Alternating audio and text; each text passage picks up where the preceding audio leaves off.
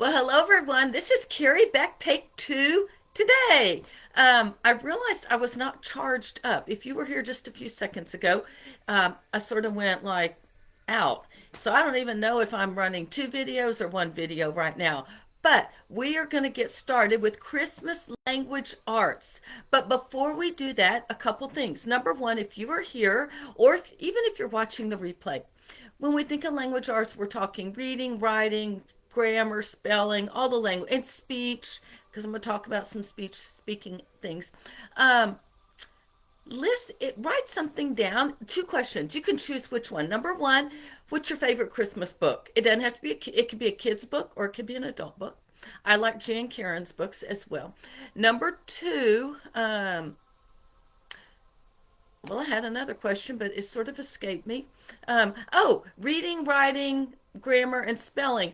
What's your favorite subject out of all of those, personally? All right, so those are some things. If you want to leave a comment, I'll try to watch for comments. If you missed yesterday's video, which was practical tips to gain peace in the holidays, I had some major technical issues.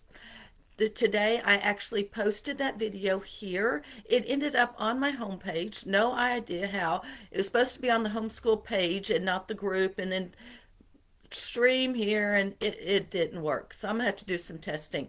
But it's here. So you're welcome to do this. This is the week of peace in Advent. Last week was hope. This week is peace, and next week we will be looking at joy. But today, right now, let's talk about Christmas language arts. First thing we're going to talk about is reading. What are some things that you could do with reading? Well, one, you can read aloud, and there are a lot of good books, and I have shown you this one a gazillion times, but I can't find my whole stack of Christmas books. I'm going to show you a few. But as I've shown you, Jotham's Journey, it's a great Advent book. Little short chapters, 3 or 4 pages, cliffhanger all the time. Best for kids 8 and up, because there's a little bit of scariness because he gets separated from his family. Great book to read around aloud. We read it actually several years. Here's another one that we love to read, which is The Best Christmas Pageant Ever. Another great book. And even though it's not Christian, there are some Christian themes in here that you could read as well. Now, there is a man named Richard Paul Evans. Here are a couple of the books that I have from him. The Christmas Box, and this is Christmas in My Heart. These are short stories, so you could use these and you could read these at night if you want to. But his name, oh, this is Joe Wheeler, different person. And then I do have several by Richard Paul Evans that are set at Christmas time as well. Great read alouds. So I would also recommend The Grinch Who Stole Christmas, and that's a really, and A Christmas Carol. That would be another one. And if you read these, like if you read this one, read it out loud and then watch the movie together. So talk about it. Same with Christmas Carol. I think George C. Scott is my favorite version. But then we have some kid versions as well. My mom made this for me, or for our kids when they were very little, and it actually tells the Christmas story, and it was sewn together. We've been reading that for a long time, and this is one I picked up on sale at the Christian bookstore. Probably one of my very favorites. It's a Christmas story by Carol Heyer because it goes so closely along with the actual Christmas story. But and these aren't ones that you would necessarily read night after night, but the pictures are beautiful as well. And so I think there's some good things to talk about. And then the most obvious is get your Bible out. Read Matthew and Luke. Read some of the prophecies. Read aloud. Use a Bible reading plan now. So what do you do when you read it aloud? You read it aloud. You don't want to analyze every detail, but I would say at least once or twice a week, say, hey, what happened? Or even you could say, hey, what part do you remember the best? Or can you tell it to me again? It's called narration. That would be one way that you can use read alouds. The other thing I would encourage you to do is have your kids reading individual books on about Christmas. The American Girl series. I haven't looked at it in a while, but I know when my girls were reading, Molly's surprise, Felicity's surprise, Kit's surprise, everyone's got a surprise. Those are all the Christmas books. Now, if you've heard me talk about reading aloud or reading, they're not my favorite books, but you could go to Little House on the Prairie and get the Christmas books. Those are much better. You could go to Anne of Green Gables and read about what was going on at Christmas time. There's a lot of other books that you could read: The Little Match Girl, The Snowman, The Legend of the Poinsettia, God gave us Christmas. The gift of the Magi is a beautiful story. Little Women is set in the wintertime as well. What do you do with them when they're reading individually? Depending on their ages, you might have them narrate out loud each day, just like 2 minutes. Tell me what happened, and let them tell you. Or if your kids are older, talk about how the characters acted, and was that biblical? Was that the way God wants us to act or not? How would you act in these situations? So just have some discussions. You could even do that around the reading table about your read aloud. If you've got young kids, I'm talking preschool, kindergarten, early elementary, then I would encourage you to do some unit studies. We actually have our Christmas unit study for preschool and kindergartners, and there's a link in the description for that as well. But what I've done is for each book, like this book, you read "Oh Christmas Tree," and then we teach how to say Merry Christmas in German, and then there are just activities. We learn the song "Oh Christmas Tree." If your kids are in elementary school, they could do copy work for this as well. Let me see if I can get through this. You could get a big piece of felt and make a big Christmas tree, put it on the wall, and then this is my grandkids, and then my daughter had this, and they make ornaments. There's actually one of these in Amazon because my other daughter put it on their Christmas list. This is a finger paint tree. It's just a little triangular shaped thing, and they painted it with their fingers. Then they used colored paper and decorated it and put it on a paper towel. You see, Germany is where we got the tradition of Christmas tree. And so there are some other things. This is the story of St. Nicholas because that comes from Germany. And then Eat Your Way Through School. Every book in this unit study has an Eat Your Way Through School. I showed this the other day. It is a ice cream cone covered in green frosting and then decorated with different kinds of decorations and edible jewels. Another one for older kids is you make this, I put this up recently too. It's Christmas crafts. That is a big fat pretzel, and then you squeeze the candy melt, and then they drop decorations, and then you use a little Mars bar or something like that, and you stick the pretzel in that so it has a way to hold itself up. And then it continues Christmas in Sweden and Christmas in Noisy Village, so you have all sorts of things like that as well. I would encourage you with whatever books you're doing, make it fun. So do a craft that goes along with whatever the topic is. Make a recipe from that book and the culture that it's coming from. Act out portions of it. If you're reading the best Christmas pageant ever, let your kids take turns as you're reading, and they can act it out while you're reading it out loud. Locate places on the map of where these books are actually taking place. And then the last thing I talked about, speaking out loud as part of language arts. Christmas poetry. Here are some songs. Christmas is coming. I've already said, "Oh, Christmas tree." Christmas is coming. The goose is getting fat. Please put a penny in the old man's hat. If you haven't got a penny, a half penny will do. If you haven't got a half penny, then God bless you. And each morning you can have a list of Christmas poetry, and then you would be able to let your kids pick one out.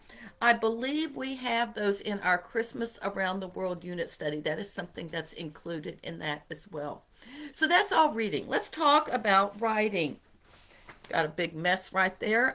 Writing, what are some things you could do? You can have your kids copy the book. And let's say this one's probably on a little easier reading level, but maybe your kids are in third grade. You could let them, here, one day Claude Herdeman emptied the whole first grade in 3 minutes flat. So you let them copy a paragraph out of whatever it is that you are reading. Copy work is awesome. You could have them copy the poems. You could also, we have a book called Christmas Carols, and it's got lots of Christmas carols. It's not just Christmas carols. There are Advent carols like O Come, Emmanuel.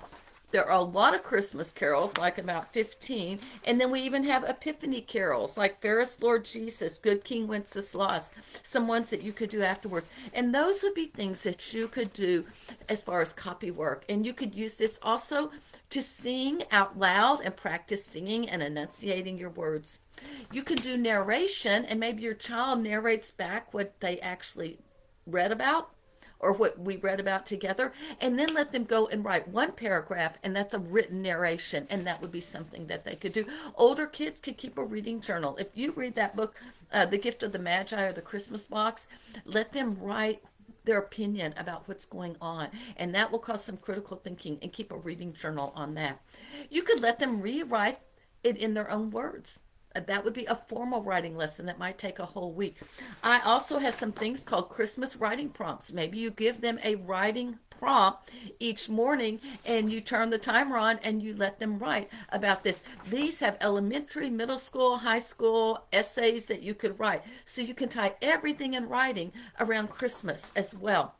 Another thing, like I think it's December 13th on Monday, is St. Lucia's Day. That's one of the days that we personally recognize, even though we're not from Sweden.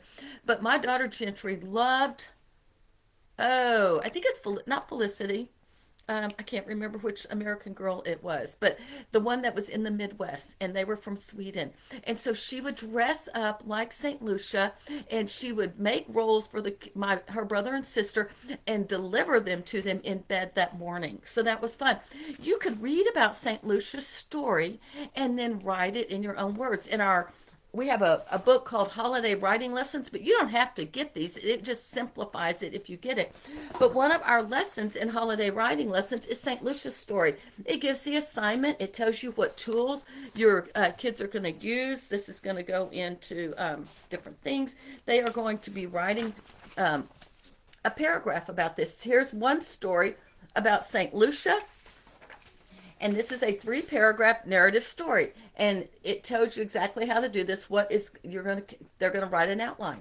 Then after the outline, then they're going to work on style. These are LY words for little kids, adjectives for middle school kids, and dual adjectives. And then they're going to write this as a final draft, and you're given a checklist for you to check off and grade. But it's all centered on Christmas. Now, I know I went through that really fast, but the assignment's written right there, and it tells you what to go look at in Holiday Writing Lessons with all the extra tips and assignments as well. You could have your kids help write your Christmas letter that you're sending out. I have a friend, their kids are all out of the house, and every child still sends one paragraph, and they put it on one page. It's so much fun. I mean, they've got grandkids, and their kids are still sending one paragraph about whatever happened that year, and they send it out. I thought that was cool, because they used to do that as a homeschool family.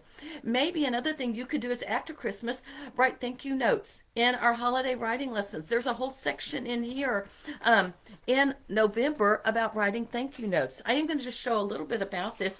In here, we do cover Super Bowl, Valentine's Day, St. Patrick's Day, Easter, Mother's Day, Father's Day, Independence Day, Olympics, Thanksgiving, and Christmas. And then in the back are all the resources and the tools. One thing I do in here is I give you a writing lesson prep to sort of give you the big idea of how I'm going this. It all comes from Teaching Writing Structure and Style from IEW. And this goes through a 3-day lesson. And so you have a 3-day lesson, day 1. And then it tells you what to do, and then what to do with older students. Day 2. And then if you have older students, here's what you're going to do. And then day 3, I believe, is your final copy. This tells you exactly how to write that paragraph, and then what to do with older students. So Holiday Writing Lessons is writing through the year. You may not use all the writing lessons in one year, but you may use them over several years as you're going along. So writing, there's a lot that you can do at Christmas. All right, so reading, we've talked about lots of books, writing, copywork, narration, and then writing in your own words. What about grammar? How in the world do you do grammar? Okay, I'm going to pull this book out again. I'm just going to pick on Best Christmas Pageant Ever, if I can find it. So let's say you're reading this out loud, or your kids are reading it independently. What do you do? Okay, so let's see if we can find the beginning. Okay, this is chapter 4, and your child's in the middle of reading chapter 4, or they just started. And then you say, okay, we're going to take this first paragraph right here, and you are going to type it out on a piece of paper, or type it on the computer, and you're going to make, maybe in that size paragraph, 5 mistakes. And then what do your kids have to do? You print it out, double or triple space, and then they have to rewrite it correctly, fixing it. And now obviously it depends. If you have a first or second grader, maybe you just write the first sentence and you make punctuation or capital letter mistakes, and they have to fix it. So it depends on their age what you're going to use. But that is a simple way to do this. I did this with Hunter.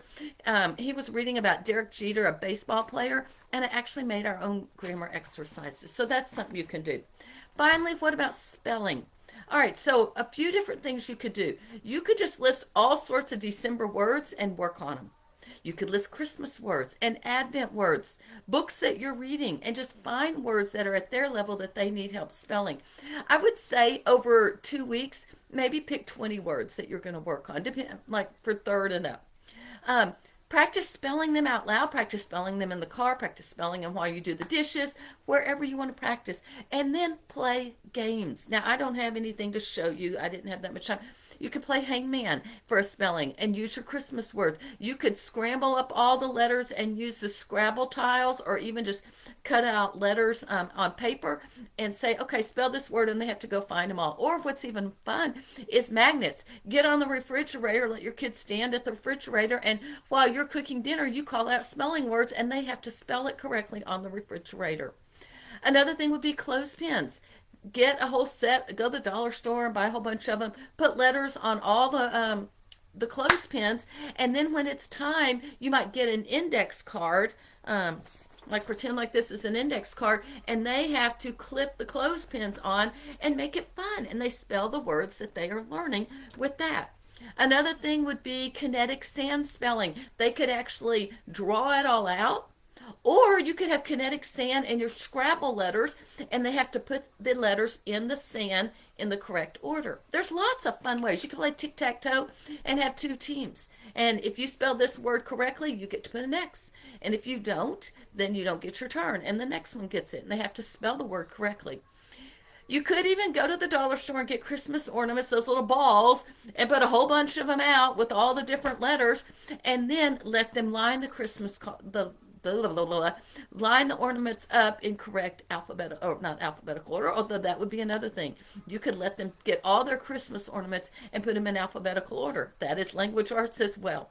So you can see there are a lot of fun things that you can do for language arts at Christmas time. We're talking about reading, read alouds, preschool, and individual ones. Let them narrate back to you what's going on. Make it fun. Do fun activities. Cook something that goes along with it. Let them read out loud poems or even Christmas carols. Writing, copy work, narration, writing their own words, grammar. You put paragraphs out of books that they are reading about Christmas. Make mistakes and let them correct it. And then spelling. Use Christmas, Advent, December words, and then play a bunch of games with it. That's what I would say. All right, if you have other ideas, please, I should have been saying that along the way. Please leave a comment. If you have ever integrated language arts into a theme, you could, because themes can be with anything like Christmas. So leave any ideas that you have. If you are interested in any of these products, like the holiday writing lessons, Christmas writing prompts, let's see if we can get them all here. Christmas carols, and one of my favorites, Christmas unit study for preschool and kindergarten. Go to the link that's in the description here, and you can find all our Christmas stuff and be able to grab a copy for you to use. You can make it all up yourself. Easy to do, but it just takes time. If you don't have that time, you may want something you could just print out, go to the library, get the books, and this tells you exactly what supplies to get and everything. All right, thanks for spending time with me on a Saturday afternoon. I'm Carrie Beck with How to Homeschool My Child. Y'all have a great day.